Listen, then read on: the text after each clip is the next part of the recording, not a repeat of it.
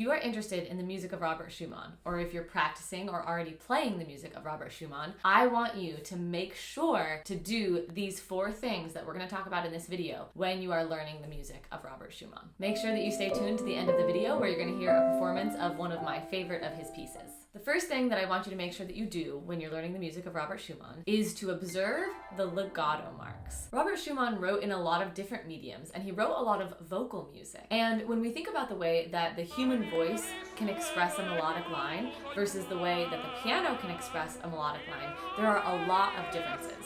The main one is that the piano is a percussive instrument, and so once we play a note, a hammer strikes a string and the sound immediately begins to decay. And because of that, we have to work extra hard at the piano to make sure that our melodic lines are beautiful and song-like in nature. And so we need to make sure that we are following those legato symbols to make the melody and the accompaniment, or whatever is called for, as smooth and connected as possible. In order to do that, I want you to start with no pedal, because as soon as we put the pedal down, it can really confuse the matter of legato because it's hard to hear the difference. It's a very subtle difference between making a true legato, where we are holding the note down until we play the next note, versus putting the pedal down and letting all of the sound smear together. And we definitely want to make a true legato, because while it is a subtle difference, it is a difference. And if you can do that true legato, the pieces that you're playing by Robert Schumann will sound so much better. This becomes especially challenging in a piece like Traumerei, where we have so many legato marks and so many ties as well. So we're always having to pay attention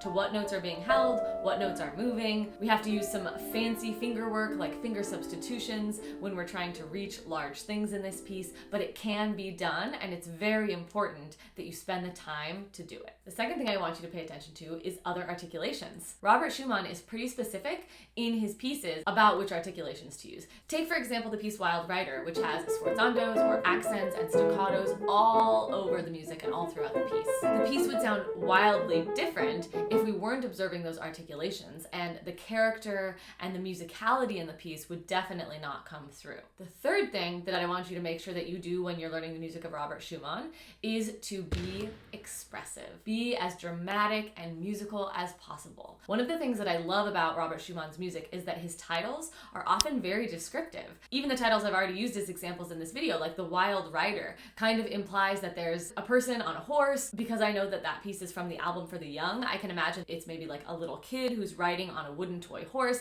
bumping into things. We have a lot of imagery that can come to our mind, or that we can create if we think about it for a moment, just based on the title. He has a piece called Hymn, which definitely evokes a very calm and peaceful and serene feeling of something holy, or of being in a church service. Another example would be this piece called First Loss, which is sad and full of depth and sorrow in its simplicity. We want to use all of the tools at our disposal to be as musical as possible when we're playing the music of Robert Schumann. And if you need more ideas for musicality, then you can check out the 1-hour piano bootcamp that I did somewhat recently, where we talked about how to play as musically as possible. And in that 1-hour bootcamp, I give a ton of suggestions of how to connect with your musicality and how to be expressive at the piano. And I'll link that in the description below.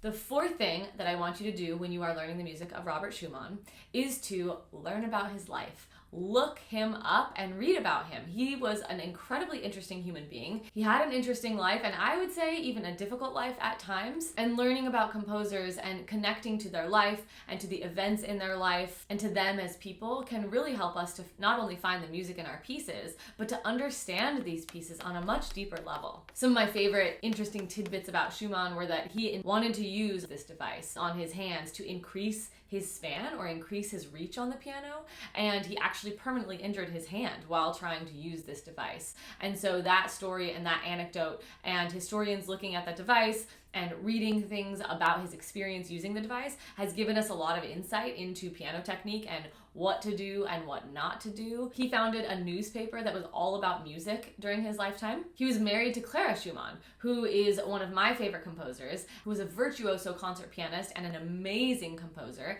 And if it weren't for Clara Schumann, Robert Schumann probably wouldn't be as well known as he is today, because Clara, while she was concertizing and performing, would often perform Robert's works. And so without her playing his works in concert, Robert Schumann might not be as in the popular vein of Western classical music. He struggled with mental health for his entire life and was in and out of bouts of depression, and eventually did end up passing away at a center for people that struggled with mental health. So as you can see, tons of interesting things to learn about his life. So check him out. Now, one of my favorite pieces by Robert Schumann is this very simple piece called Melody. I think it is so delightful and so deep, even though it sounds simple. It's not actually that simple, but it does have a simple sound to it. So here's a performance of that piece. And once you're done watching the piece, you can go ahead and check out the 1-hour piano bootcamp on how to play musically. And I'll link to that at the end of this video.